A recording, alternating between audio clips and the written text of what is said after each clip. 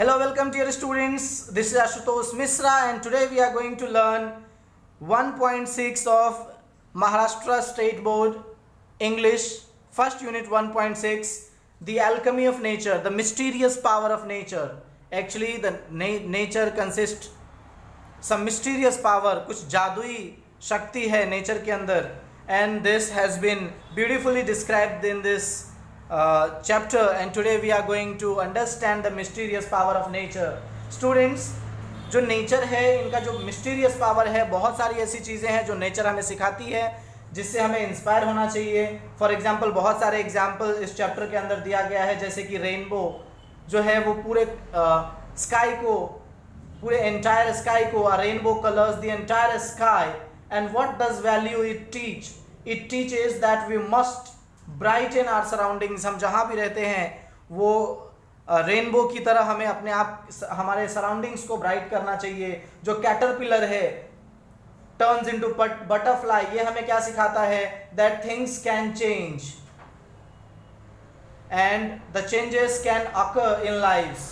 जो वाटर है वो बहुत ही जेंटल होते हैं, परसिस्टेंट होते हैं. ये सारे इस चैप्टर में दिए गए हैं. जो वाटर हैं वो बहुत ही जेंटल हैं, परसिस्टेंट हैं. ये हमें सिखाते हैं we must go on trying. हमें लगातार प्रयास करते रहना चाहिए, रुकना नहीं चाहिए. जो एंड्स हैं, जो आर्मी ऑफ एंड्स हैं, they are very hard working, they are very persistent, और वो हमें सिखाते हैं we should never give up, we should go on trying, we should never give up. हमें कभी हार नहीं माननी चाहिए, हमें ट्राई करते रहना चाहिए. जो क्लाउड्स है वो हमेशा एक नया शेप लेते रहता है, जो हमें सिखाता है we must not be the same, we must change. कहते हैं change is the rule of universe. हमें चेंज होते रहना चाहिए. जो ऑयस्टर्स हैं वो बताते हैं कि चेंज भी जो होना चाहिए वो बेटरमेंट के लिए होना चाहिए, एक बेटर चेंज होना चाहिए. तो इस तरह से बहुत सारी ऐसी चीज़ें हैं, बहुत सारा ऐसा इंस्पिरेशन है जो हमें इस चैप्टर से मिलता है. विलियम ब्लेक के पोएम से लिया गया यह स्टैंजा है, to see a world in a grain of sand and a heaven in a wild flower, hold infinity in the palm of your hand and eternity in an hour. इसका कहने का मतलब है कि this grain of sand is a metaphor. ये बता रहा है कि छोटी से छोटी चीज़, इवन की एक ग्रेन ऑफ सैंड, आपको पता है सैंड का जो ग्रेन होता है वो जो सैंड का जो दाना होता है, बालू का जो छोटा सा कण होता है, जो पार्टिकल होता है वो कितना छोटा होता है, उसमें भी हमें वर्ल्ड दिख सकता है. वाइल्ड फ्लावर के अंदर हेवन दिख सकता है. इसके लिए क्या होना चाहिए? हमारे पास समय होना चाहिए, हमारे पास we must have the will to see. And this stanza has been taken from William Blake's poem. Something as tiny as grain of sand can spark off an idea of imagination of a huge significance to the world. दुनिया को बहुत ही बड़ा significance दे सकता है, बहुत ही meaningful हो सकता है, चाहे वो फिर ग्रेन ऑफ सैंड के जितना ही छोटी चीज़ क्यों ना हो. One can witness and experience the beauty of heaven in something as small as wild flower and derive joy for ever. अगर हम देखना चाहें तो वाइल्ड फ्लावर के अंदर भी हमें हेवन दिख सकता है. Only one should have the eye and time to see it. हमारे पास देखने का नज़रिया होना चाहिए और हमारे पास समय होना चाहिए. Infinity is endless space but your small palm can hold the destiny of earth through the efforts. Eternity is endless time. So this is how we are going to study the things which inspires. We instinctively turn to outdoor activities and nature as a way of relaxing and enhancing our well-being. Nature soothes and nurtures, nature fulfills and motivates, nature whispers and commands. Are you listening? जो रक्षा भराडिया है उन्होंने बहुत ही अच्छी तरीके से इसको describe किया. उन्होंने कहा है ये हमारा इंस्टिंक्ट है, मतलब एक नेचुरल बिहेवियर है कि हम घर के बाहर निकलते हैं. जब हम घर के बाहर निकलते हैं तो नेचर जो है हमें क्या करता है? रिलैक्स करता है, हमें एनहेंस करता है, हमें एनरिच करता है. हमारे वेलबींग के लिए नेचर जो है वो सूद करता है, नेचर हमें नर्चर करता है, हमारी देखभाल करता है. हमें जो भी ज़रूरत की चीज़ें हैं वो नेचर हमें फुलफिल करता है. नेचर हमें मोटिवेट भी करता है. Nature whispers and commands, nature हमें कहता भी है, नेचर हमें इंस्पायर करता है. लेकिन क्या हम उसको सुनते हैं? व्हेन आई डू सो, रक्षा भराडिया कहते हैं, जब मैं, नेचर जो कह रहा है हमसे, जब मैं उसको सुनती हूँ, it leaves me in complete awe. बहुत ही आश्चर्यजनक है. We have a hibiscus plant in our garden. Every fortnight a flower blooms on it. Fortnight मतलब 15 days, a period of 15 days. हर 15 दिन में एक हिबिस्कस फ्लावर आता है। हमारे गार्डन में एक हिबिस्कस फ्लावर है, पता है, गुड़हल का फूल हम इसे कहते हैं, गुड़हल। हमारे यहाँ तो इसे उड़हुल भी कहते हैं। We have hibiscus plant in our garden. Every fortnight a flower blooms on it. Big, bright, tender. Through the day it smiles with the sun and dances with the wind. पूरा दिन जो है वो सन के साथ वो स्माइल करता रहता है, विंड के साथ डांस करता रहता है। ये फ्लावर की लाइफ को बता रहे Raksha Bharadia. But as evening approaches it starts wilting. जैसे ही शाम हो जाता है ये ड्राई होना शुरू हो जाता है। The morning after it विथर्स completely and by evening it falls and becomes one with the earth again.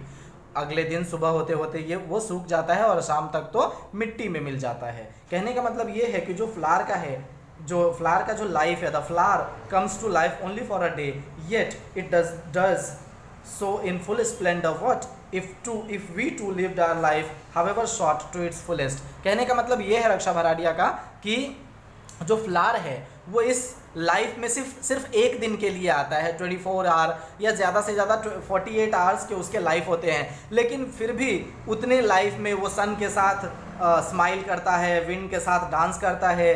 और जो हम अगर उसको देखेंगे, हम अगर हिबिस्कस फ्लावर को देखेंगे तो कहीं ना कहीं हमें मोटिवेट भी करता है, हमें उसको देख करके बहुत खुशी होती है। तो कहने का मतलब ये है कि 48 आवर्स या फिर 24 आवर्स के लिए जो हिबिस्कस फ्लावर का जो लाइफ है वो बहुत ही छोटा है, लेकिन चाहे उसका लाइफ जितना भी छोटा हो वो हमें बहुत कुछ देता है, वो हमें बहुत कुछ सिखाता है। We went to a rocky beach and saw the spread of the majestic ocean and the rocks alongside carved sculpture and shaped by the water. Water is so gentle, rock so hard, yet as the water flows over it every day for years, the rock gives in. It takes the shape that the water commands. Our problems are so colossal and we are so small, yet if we persist. कहने का मतलब है रक्षा भराड़िया जो writer है वो कह रही है, एक दिन मैं रॉकी बीच पे गया, मीन्स ऐसे बीच पे जहाँ रॉक्स होते हैं।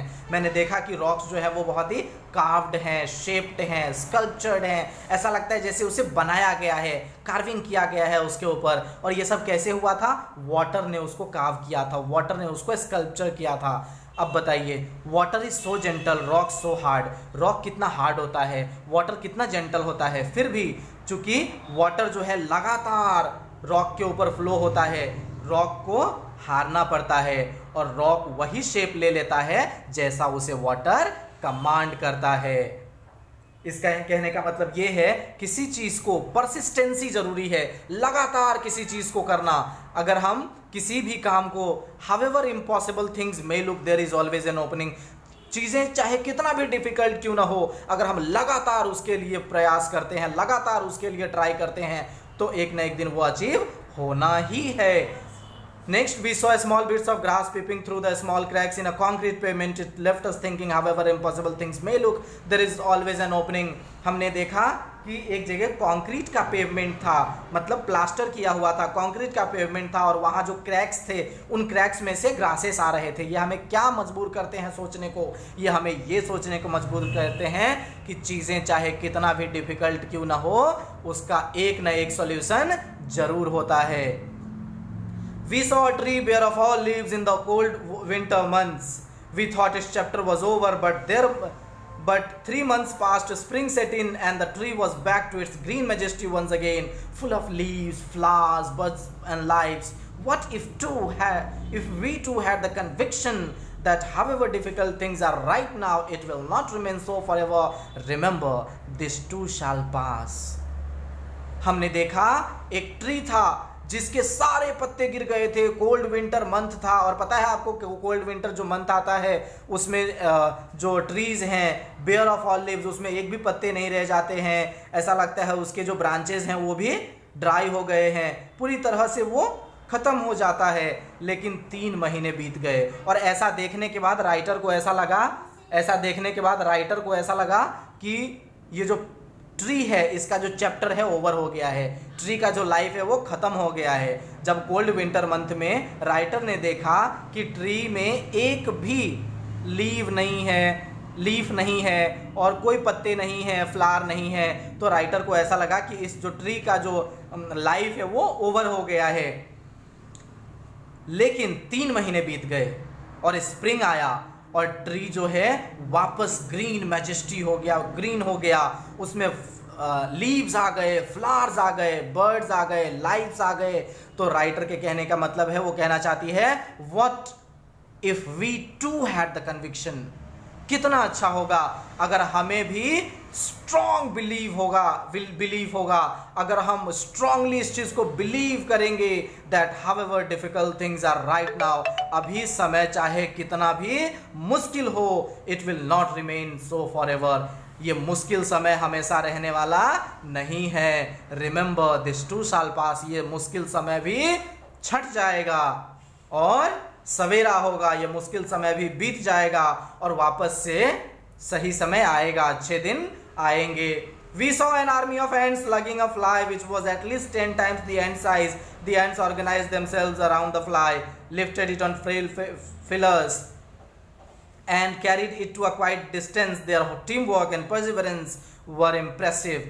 हमने देखा आर्मी ऑफ एंट्स को एक दाना लेकर के चढ़ रही थी। अब वो जो दाना था वो एंट से 10 गुना ज्यादा बड़ा था। अब देखो कितना मुश्किल है ना, अपने साइज से 10 गुने बड़े साइज को एक डिस्टेंस से दूसरे डिस्टेंस तक कैरी करना।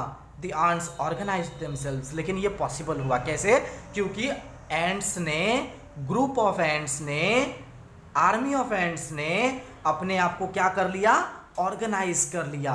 अपने कमजोर फिलर्स के ऊपर उसको सबने एक साथ मिलकर के लिफ्ट किया, उठाया and carried it to a quite distance. किसी भी काम को अगर हम टीम बन के करेंगे, किसी भी काम को अगर हम ऑर्गेनाइज होकर के करेंगे तो दुनिया में कोई भी काम इम्पॉसिबल नहीं है। Their team work and perseverance were impressive. वो लगातार इस काम को कर रहे थे, बिना फेल हुए इस काम को कर रहे थे।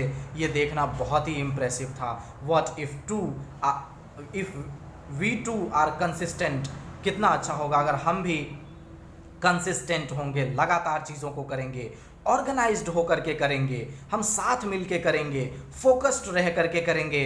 Spider webs are delicate yet very strong. Spider webs जो है बहुत ही डेलिकेट होते हैं, लेकिन फिर भी वो बहुत ही स्ट्रांग होते हैं। Rainbow colours the entire sky, ये एक रेनबो पूरे स्काई को कलर कर देता है। ये हमें क्या सिखाता है?